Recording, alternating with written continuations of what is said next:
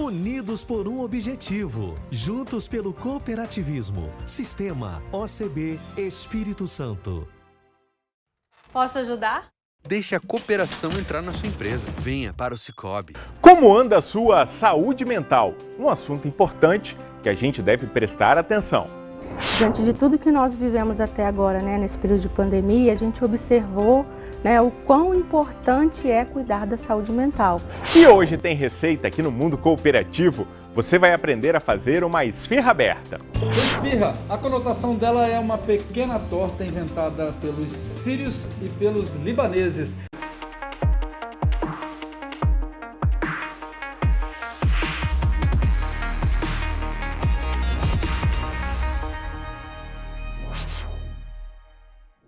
O trabalho no campo é visto com bons olhos pelos jovens. E sabe que tem despertado o interesse da garotada? A transformação do setor produtivo. O Diego e a Janaína até tentaram sair da propriedade rural, mas é em São Pedro de Alcântara que estão as raízes deles. Decidiram se dedicar à produção de morangos e acabaram mudando a realidade de toda a família. E não são simples morangos, não. O casal segue as recomendações agronômicas para a produção limpa de alimentos. A produção de morango mudou a nossa vida. A gente tinha poucos pés, no começo era bem poucos, fomos aumentando cada vez mais. E o meu marido trabalhava fora, veio para me ajudar porque eu não conseguia dar conta de tanto morango para apanhar, E daí desde lá a gente não larga mais o morango. O meio rural catarinense se tornou um campo de oportunidades, onde os agricultores estão se transformando em verdadeiros empreendedores. Com a difusão da internet e o acesso a novas tecnologias, a tendência é que a produção de alimentos continue em alta aqui no estado. Para apoiar os investimentos no futuro do agronegócio, a Secretaria de Estado da Agricultura, da Pesca e do Desenvolvimento Rural mantém uma série de programas e ações voltadas para a juventude, incluindo uma linha de crédito sem juros para a inclusão digital. A Secretaria da Agricultura, junto com o Governo do Estado, a gente dispõe de algumas políticas públicas que são exclusivas aos jovens agricultores e jovens pescadores, porque a gente considera que eles são estratégicos para a manutenção da atividade no campo nas próximas gerações. Então, a gente tem duas linhas, uma basicamente que investe na capacitação, com cursos específicos que são ministrados pelos especialistas da EPAGRE, tanto nas áreas que envolvem a agricultura e também a área da pesca, onde os jovens agricultores e jovens pescadores, então, têm a possibilidade de interagir, de buscar esse conhecimento técnico para depois levar de volta para a propriedade. Foi assim que a Janaína começou. Há 7 anos, ela participou de um curso e foi beneficiada com recursos para iniciar o primeiro projeto. A gente já trabalhava sem ser na agricultura, veio o curso, veio uma levante de ideias diferentes para nós, O agronegócio pode se tornar uma aposta certeira para quem quiser aliar qualidade de vida e geração de renda. Um setor que não para de crescer e com oportunidades para quem, assim como a Janaína e o Diego, quiser se reinventar. O jovem, eu digo assim, o que eu digo que ele merece na roça. Eu pretendo que nem eu tenho um filho, que é uma criança, eu vou tentar fazer de tudo para ele ficar, porque a cidade hoje em dia também não é isso. Eu tinha oportunidade de isso já para fora e vi que na roça é o melhor para quem que quer, não é que ganha o dinheiro todo, mas é o melhor lugar de se viver.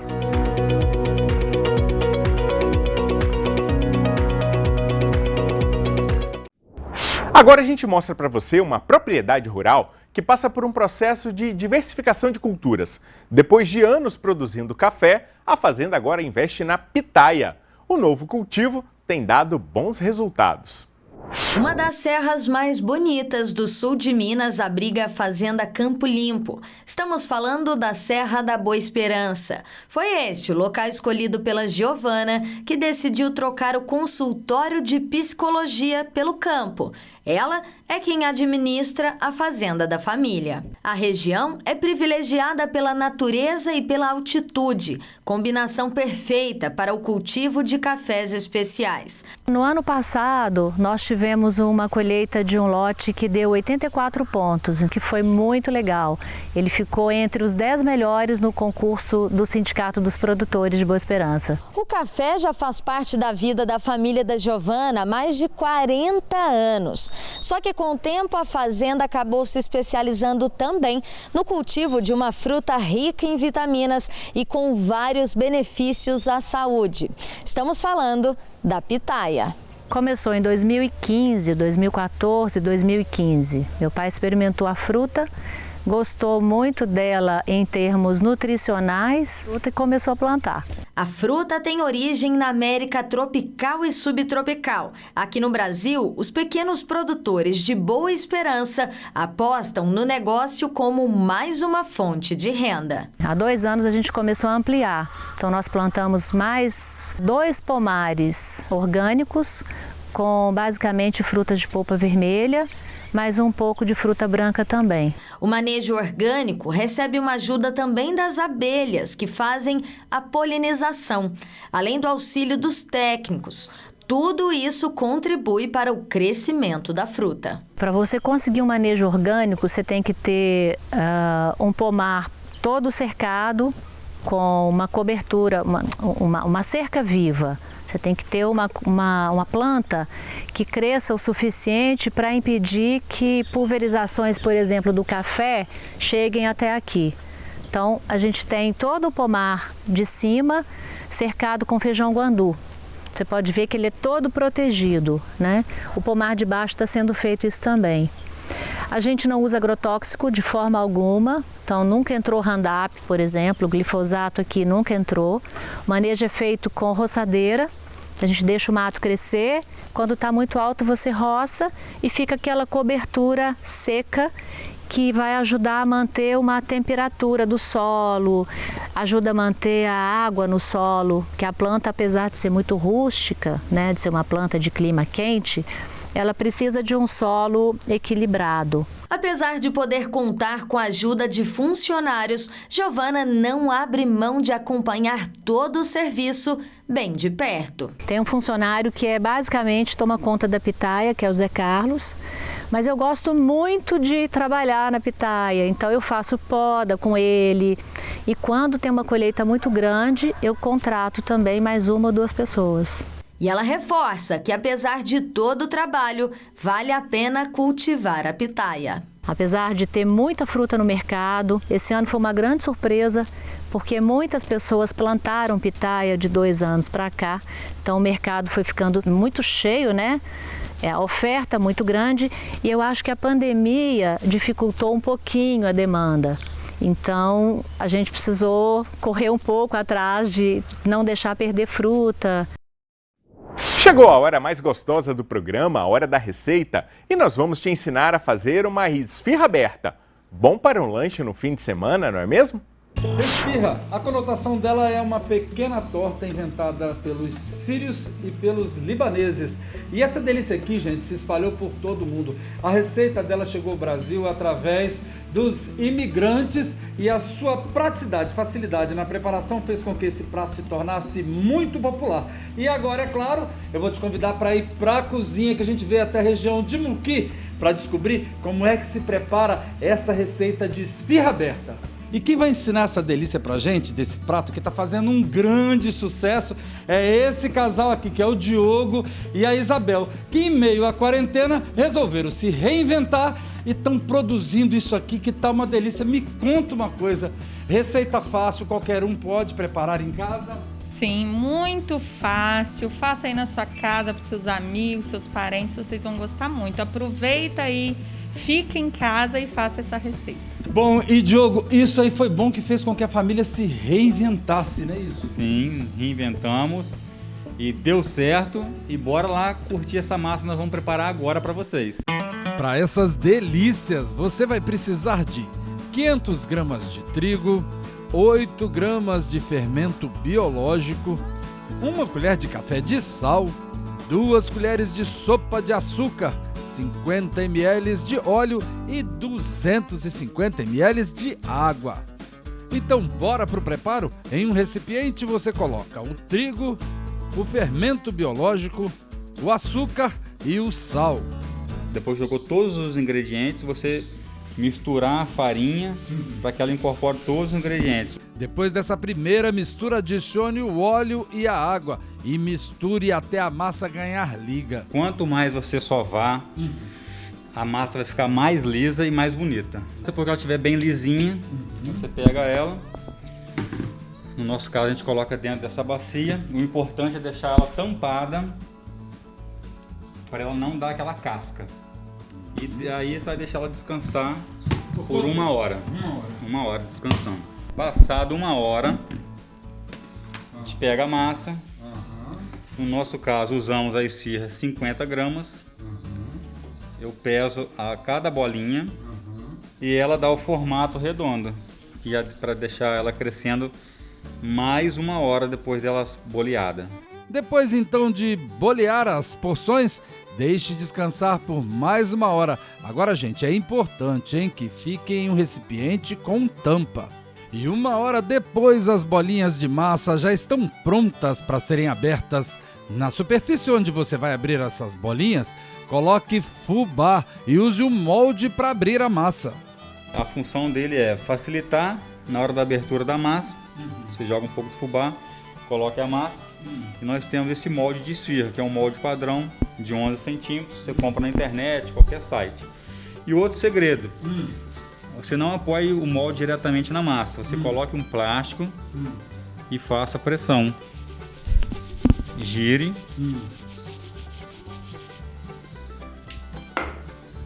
E ela já sai no formato. Formato certinho. Depois de abrir as bolinhas, hora do recheio. Você pode usar a criatividade. E põe criatividade nisso, hein?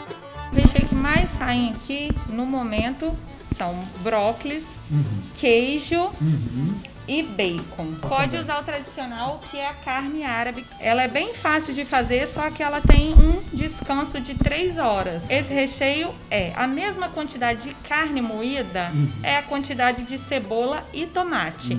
E o sal a gosto e o essencial é o limão, que a carne é cozida no limão, ela não vai ao fogo. E com todas essas dicas deliciosas, mão na massa porque é hora de rechear. Nossa, e tá ficando bonito, hein? Depois é só levar ao forno. Quem não tiver um forno industrial, como é que faz? Qual que é a temperatura? Como é que tem que fazer? Então, a temperatura máxima do forno e aquecer durante 10 minutos antes, já pode aquecer. E depois de apenas 3 minutinhos, deu água na boca, né? E dá-lhe mais sabores. Esfirra sem limão não é esfirra. Gente, depois de 3 minutinhos apenas no forno, olha essa mesa, gente. A gente tem aqui vários sabores dessas esfirras abertas que estão fazendo o maior sucesso aqui na cidade de Muquim. E agora, é claro, como eu sempre falo, né? Aquela horinha que o repórter mais gosta, que é experimentar. Vamos lá? Dá até para escolher qual que a gente vai, qual que você me indica para experimentar, Isabel. Fala aí. A marguerita. Marguerita? Então vamos experimentar a marguerita. Como é que a gente faz? A gente pega com a mão mesmo? Como é que é? Marguerita, gente. Olha que beleza isso aqui, gente, ó. Né? Então vamos lá. Experimentar a esfirra aberta que vem aqui de Muquim.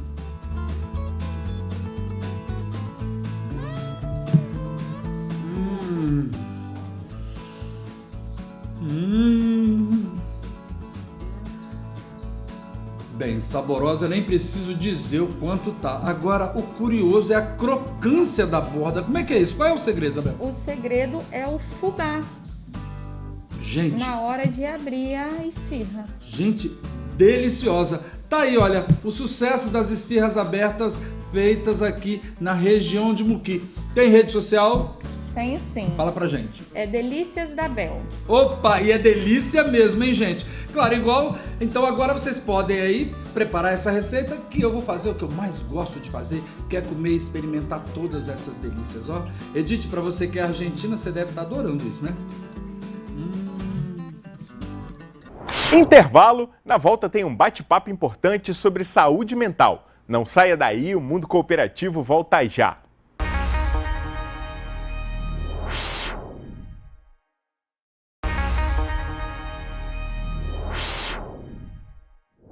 Se tem um tema que tem tomado muita importância nos últimos tempos, é a saúde mental. E hoje, Dia Mundial da Saúde, nada melhor do que falar sobre isso. É por isso que eu convidei a psicóloga Naira Delboni, da Unimed Vitória, do programa Viver Bem da Unimed, para bater um papo com a gente. Naira, bem-vinda ao Mundo Cooperativo. Eu que agradeço, Bruno. Obrigada pelo convite. Temos que ter cuidado mesmo, Naira, com a saúde mental? É o assunto do momento? Com certeza, né? Acho que diante de tudo que nós vivemos até agora, né, nesse período de pandemia, a gente observou, né, o quão importante é cuidar da saúde mental, da importância de cuidar da saúde física, mas também como é essa importância de cuidar, né, da nossa mente, né, esse estado de equilíbrio que a gente precisa. E como conseguir um equilíbrio num momento como esse, Naira, que nós estamos passando? Então, eu falo que a gente precisa, o primeiro ponto é o autoconhecimento, a gente precisa se conhecer, entender quais os gatilhos que trazem, né, essa ansiedade, né, que a gente percebe que a gente tem uma vivência muito corrida, tudo muito para ontem, né, a gente está muito acelerado. Então a gente precisa ter essas observações e começar a desacelerar também, trazer um pouquinho, né, desse tempo para nós, porque a gente tem tempo para todo mundo. E a gente precisa ter esse olhar para nós também. A gente pode dizer que boa parte desse novos males que nós estamos passando se deve a isso aqui, gente, a tecnologia, a ter o celular na palma da mão, a querer informação rápida, a querer respostas rápidas também. Também, né? A gente voltar no tempo um pouquinho, né, lá há 20, 30 anos, né, a gente tinha uma rotina não tão acelerada, a gente esperava a notícia, a gente, né, tinha essa paciência, vamos dizer, né? Hoje não, hoje se a gente quer uma informação, em 5 segundos a gente tem essa informação. Então acaba, isso, claro, tem o seu ponto positivo, mas tudo que traz, né, um exagero, acaba também trazendo uma consequência, um prejuízo, né, vamos dizer assim. Então é preciso ter uma cautela também na utilização, né, dessas informações, porque senão acaba se sobrecarregando muito de informação. E isso faz com que a gente, né, se sinta o quê? Ansioso. A gente acaba em alguns momentos sofrendo por antecipação. Naira, no dia a dia, quando a gente quer fazer um bolo, a gente vai lá, acha uma receita e pega. Quando a gente está com uma dor de cabeça, a gente sabe o remedinho que a gente tem que tomar. Com a saúde mental funciona assim? Uma receitinha pronta para cada um dos seres humanos? Nossa, quem dera, né? Seria maravilhoso, né? Por isso que eu falo, é um despertar de cada um, né? Então, até a gente falando sobre essa questão de saúde, então ter saúde, falar da saúde, melhor dizendo, não é a ausência da doença, né? Mas é saber como a gente lida no dia a dia, trazendo, né, um equilíbrio do bem-estar físico, psíquico e mental. Então é importante a gente observar, né, o nosso contexto, ao nosso redor, como, né, estar no o nosso ambiente, se isso está sendo favorável a causar esse estresse também. O Bruno, que você está vendo aí na televisão, falador e tudo mais, nem sempre é assim fora das câmeras, não. O Bruno guarda muito as emoções. Se você brigar comigo, eu vou ficar pensando naquilo. E chega uma hora em que o potinho transborda. É assim que a gente fala. E aí, quando transborda, é porque, no bom português, já deu ruim. Já está no limite, né? Já ultrapassou ali, né, a linha do equilíbrio. Então, isso a gente chama de somatização.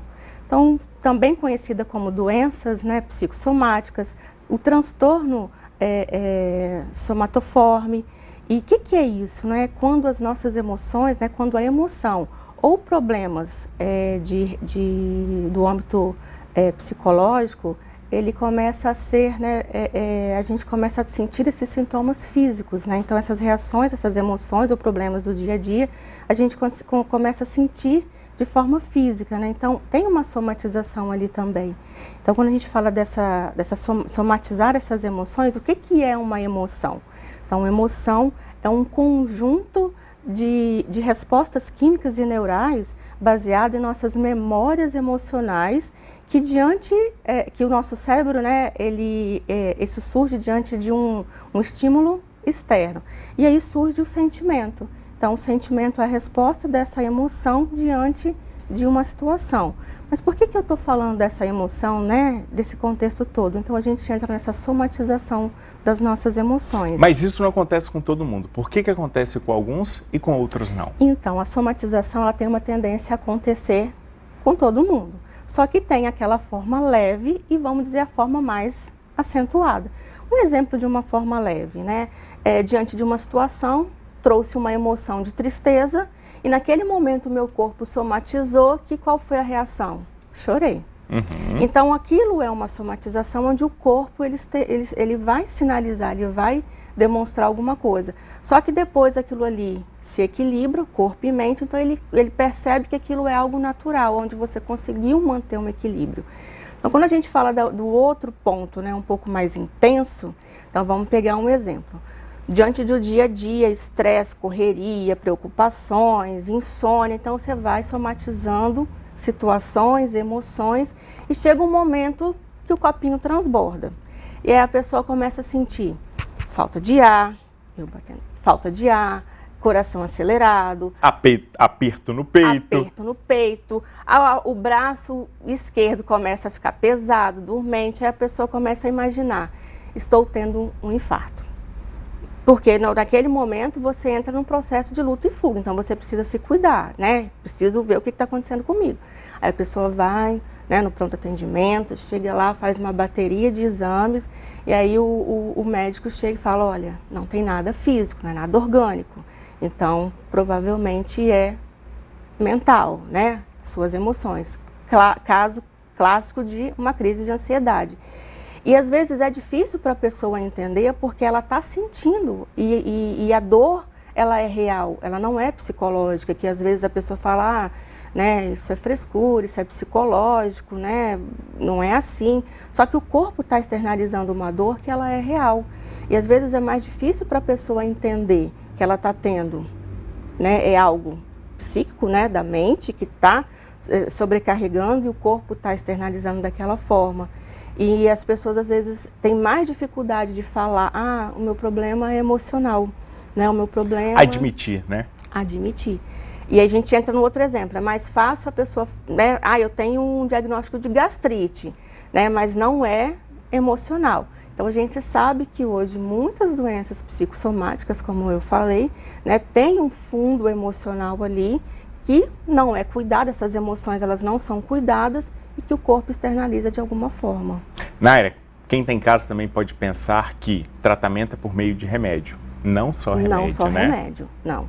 Então existe casos, claro, né, que é necessário uma medicação para ajudar no tratamento, principalmente, né, às vezes as pessoas com ansiedade, num grau muito elevado, é necessário uma medicação, porém tem os outros recursos que a gente precisa buscar. E a gente frisa muito isso, a atividade física é um dos melhores remédios que tem, né, para a ansiedade, para a saúde mental. Então, atividade física, ter momentos de lazer, ter um momento para si também, né, no sentido de... Aquilo que dá prazer para a pessoa. Isso aí, aquilo que vai dar prazer para a pessoa. E às vezes ela está tão, como eu já falei anteriormente, ela está tão voltada em cuidar do outro que ela esquece dela. Então, ela precisa ter esse olhar, o que eu gosto de fazer? O que eu posso fazer por mim? Então, às vezes, tirar 30 minutinhos do dia e ter aquele tempo para você, mesmo que não for para fazer nada, mas é seu, isso já é prazeroso. E, Naira, existe algum sinal que a gente pode ficar atento, que o nosso corpo dá de que, não está indo tão bem quanto parece? Então, isso aí é muito pessoal, né? Então, depende muito. Então, um exemplo, às vezes a pessoa está tão estressada que ela sente dor de cabeça. E essa dor de cabeça não é aquela dor de cabeça esporádica, é uma dor de cabeça constante. Então, peraí, eu posso estar tendo um sinal, né, de estresse. irritabilidade, né? Ou então muita sonolência, né? Então, começar a observar pequenos pontos. Por isso que eu acho que é muito importante o processo de autoconhecimento, né? Eu me conheço. Então, se eu me conheço, isso que está acontecendo, né, é fora da curva, então eu preciso começar a ter esse olhar especial para mim. Para a gente poder encerrar, faz a pessoa ser maior ou menor assumir que precisa de ajuda? Nossa, isso é maravilhoso e é muito importante a pessoa buscar ajuda, sim, né? Tanto de um diagnóstico clínico, né? Se ela estiver sentindo sintomas físicos, mas também buscar ajuda psicológica, né?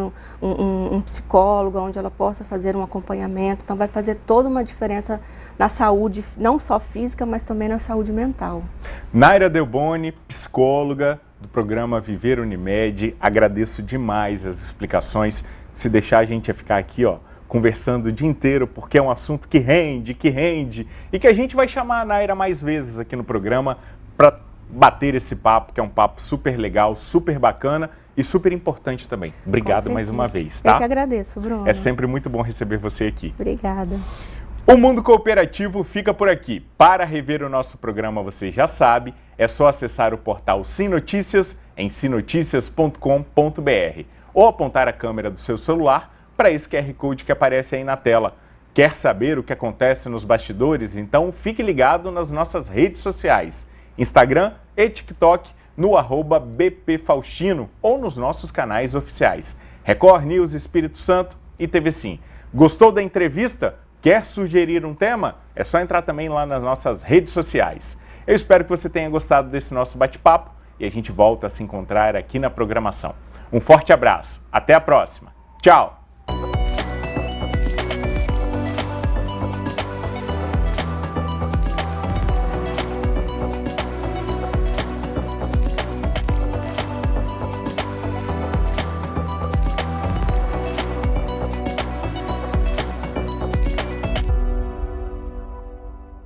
Posso ajudar? Deixe a cooperação entrar na sua empresa. Venha para o Cicobi.